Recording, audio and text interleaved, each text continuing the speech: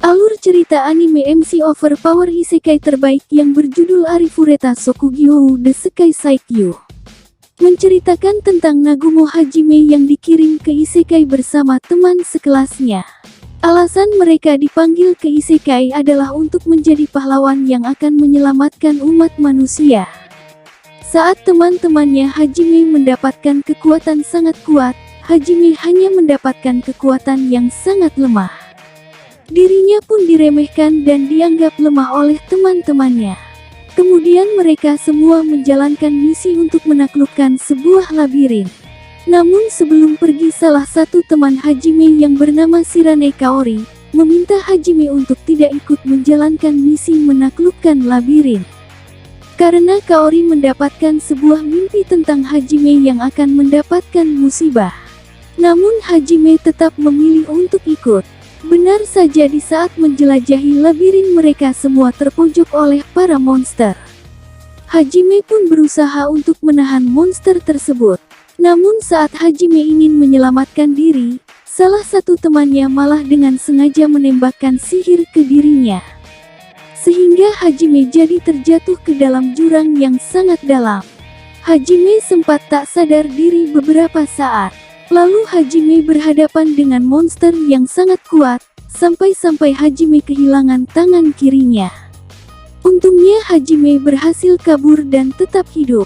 Saat dalam keadaan yang sangat terpuruk, Hajime menyadari kalau dirinya telah dikhianati oleh temannya sendiri. Di sini Hajime membulatkan tekad untuk bisa pulang ke dunia asalnya, dan akan membunuh siapapun yang akan menghalangi jalannya. Lalu Hajime berusaha bertahan hidup dengan cara memakan para monster labirin. Namun setelah memakan daging monster, tubuh Hajime berubah dengan drastis. Hajime juga terlihat bertambah kuat dari sebelumnya. Hajime juga mendapatkan sebuah skill baru setelah memakan monster. Mengetahui hal tersebut, Hajime pun terus memakan monster dan terus mendapatkan skill baru. Setelah itu Hajime menciptakan sebuah senjata sihir dengan skill transmutasi miliknya. Donor bisa membantu Hajime untuk melawan para monster di labirin. Kemudian setelah menjelajahi labirin lebih dalam, Hajime menemukan sebuah ruangan rahasia yang dijaga dua monster raksasa. Lalu Hajime pun mengalahkannya dengan sangat mudah. Saat memasuki ruangan tersebut, Hajime bertemu dengan gadis kecil yang tersegel. Dia adalah Yue, seorang vampir yang sangat kuat dan abadi. Yue menceritakan ke Hajime bahwa dirinya telah dikhianati sehingga berakhir di sini. Karena merasa memiliki nasib yang sama, Hajime pun melepaskannya dari segel. Setelah itu muncul monster penjaga ruangan tersebut. Hajime dan Yue bekerja sama untuk mengalahkan monster tersebut. Lalu Yue menghisap darah Hajime supaya energi sihirnya bisa pulih kembali. Hajime dan Yue melancarkan serangan kombinasi dengan sangat epik, sehingga berhasil mengalahkan monster penjaga tersebut. Setelah itu Hajime membuat senjata railgun dari tubuh monster yang telah dikalahkan. Lalu Hajime mengajak Yue untuk ikut bersamanya menuju dunia asalnya. Selanjutnya Hajime dan Yue kini telah sampai di lantai 100. Namun ternyata lantai tersebut dijaga oleh monster ular raksasa. Hajime agak kesusahan melawannya karena terdapat ular putih yang dapat melakukan healing. Saat dalam pertempuran, Yue terkena hipnotis dari ular hitam. Mereka pun bertarung habis-habisan. Dan akhirnya Hajime dan Yue berhasil memenangkan pertempuran ini. Namun Hajime harus kehilangan mata kanannya dan pingsan karena kehabisan tenaga. Saat Hajime sudah sadar, dirinya dibawa oleh Yue ke tempat terakhir di dalam labirin. Kemudian Hajime menelusuri tempat tersebut dan bertemu dengan pemilik labirin. Dia adalah Oscar, Oscar memberikan Hajime sebuah informasi dan kekuatan baru untuknya. Hajime mendapatkan kekuatan sihir kuno penciptaan, sehingga Hajime bisa membuat benda dari dunia asalnya. Sebelum pergi dari labirin, Hajime berniat mempelajari sihir baru dan menciptakan sebuah senjata. Hajime berniat mencari sihir kuno yang dapat membawanya kembali ke dunia asalnya. Setelah keluar dari labirin, mereka bertemu dengan manusia setengah hewan yaitu Sia. Sia meminta bantuan ke Hajime agar bisa menyelamatkan rasnya. Yue menyarankan Hajime untuk membantu Sia, asalkan Sia mau memandu mereka untuk masuk ke dalam hutan. Kemudian mereka pergi menuju hutan berkabut dengan motor ciptaan Hajime. Sesampai di hutan kabut, Hajime mendapatkan informasi bahwa ada sebuah labirin di dalam hutan. Tapi sebelum itu Hajime melatih para ras manusia hewan agar lebih kuat. Kemudian Hajime menuju ke tempat labirin di dalam hutan. Namun labirin itu baru bisa terbuka setelah Hajime menaklukkan semua labirin. Lalu Sia ingin ikut bersama Hajime dan Yue. Tapi Hajime menolaknya, akan tetapi Yue malah menerima Sia untuk ikut. Kini Sia sudah resmi menjadi rekan dari Hajime dan Yue. Kemudian mereka tiba di labirin kedua. Labirin ini lebih mudah daripada labirin Oscar. Mereka berhasil mencapai bos akhir di dalam labirin. Singkat cerita, Hajime dan partinya berhasil mengalahkan bos labirin dengan senjata buatannya. Setelah itu mereka bertemu dengan pemilik labirin dan dia memberikan sebuah sihir gravitasi untuk Yue. Karena level Hajime dan Sia masih belum bisa menggunakannya. Kemudian mereka dilempar keluar bagaikan menyiram toilet. Sampai-sampai Sia tenggelam karena tidak bisa berenang. Hajime yang refleks langsung memberikan nafas buatan ke Sia. Tetapi Sia malah memanfaatkan hal tersebut untuk mencium Hajime dengan sangat bergairah. Setelah itu mereka menginap di sebuah penginapan di kota Furen. Keesokan harinya Hajime bertemu dengan ketua guild petualang yang bernama Ilwe Chang. Dia memberi misi ke Hajime untuk mencari orang hilang. Hajime menerima asalkan guild bisa memenuhi keinginannya. Ketua guild menerima tawaran Hajime. Setelah itu Hajime pergi menjalankan misi untuk mencari orang hilang di daerah pegunungan. Sesampai di sana Hajime bertemu dengan mantan gurunya yang bernama Hatayama Aiko. Aiko sangat senang bisa melihat Hajime masih hidup. Aiko terus menanyai Hajime tentang apa yang terjadi dengan dirinya. Namun Hajime mengacuhkannya karena ada teman sekelasnya. Di saat tengah malam hari Hajime menemui Aiko di kamarnya. Hajime menceritakan tentang apa yang terjadi di dalam labirin. Dan Hajime juga menceritakan kenapa dirinya bisa terjatuh ke dalam jurang. Karena ada teman sekelasnya berusaha membunuh Hajime.